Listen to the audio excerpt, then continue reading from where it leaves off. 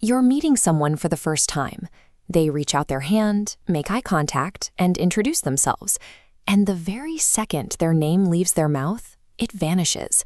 It's a total wipe of the mental hard drive, leaving no trace that the information was ever recorded. For the next 15 seconds, you become an expert actor. You hold a polite half-smile while desperately praying for a sudden distraction, a phone call, a fire alarm, or a friend to say it. Your brain successfully registered the geometry of their face, their posture, and their presence, but the specific audio file of their name evaporated, creating a strange disconnect where you know exactly who you are looking at, but have no way to address them. Forgetting a name feels like a small social betrayal. To the other person, the lapse often signals that they weren't important enough to be remembered, turning a biological glitch into a perceived lack of respect. This creates a quiet shame for the forgetter. It's easy to internalize the idea that you're uniquely careless, absent-minded, or perhaps just too self-absorbed to pay attention. However, chronic name forgetters are often operating with highly sophisticated mental systems. Their brains aren't failing to connect. They are simply prioritizing a much deeper, more complex form of human data.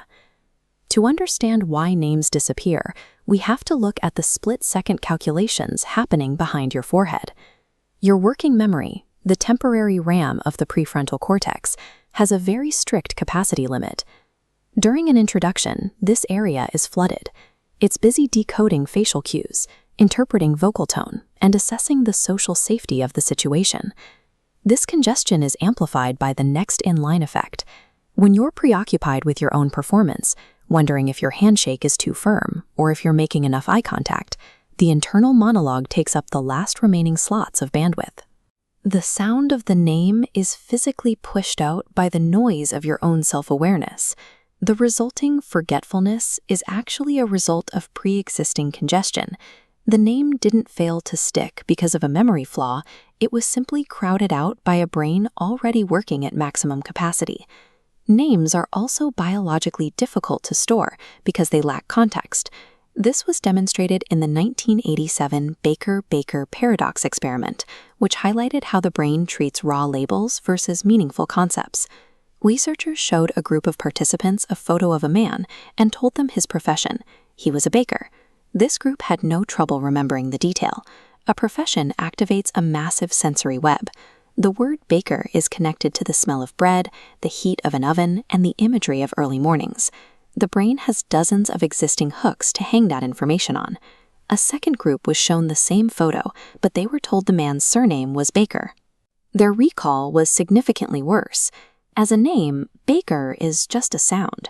It carries no inherent meaning, no smell, and no history. It is a rootless label floating in a busy brain, and without those associative hooks, it simply drifts away. You see this same filter in your most vivid memories. You remember the specific scent of a room at a wedding, or the crushing weight of a sentence spoken at a funeral.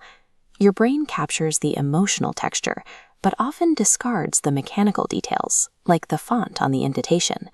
This confirms that human memory is an associative engine. It is designed to store rich, interconnected impressions, rather than isolated, arbitrary data points.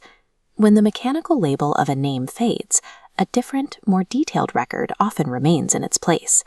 Chronic name forgetters frequently possess an incredible memory for context.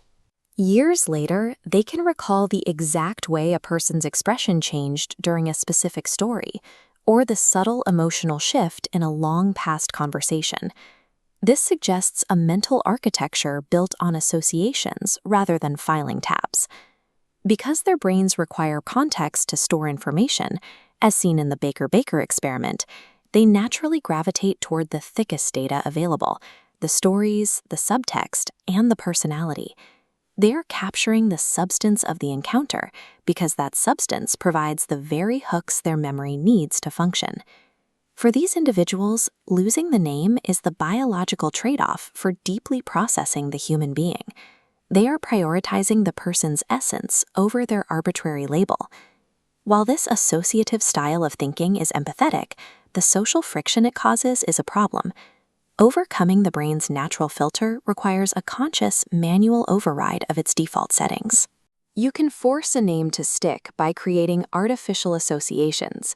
Say the name aloud immediately after hearing it, or mentally link the person to a friend or a celebrity who shares that name.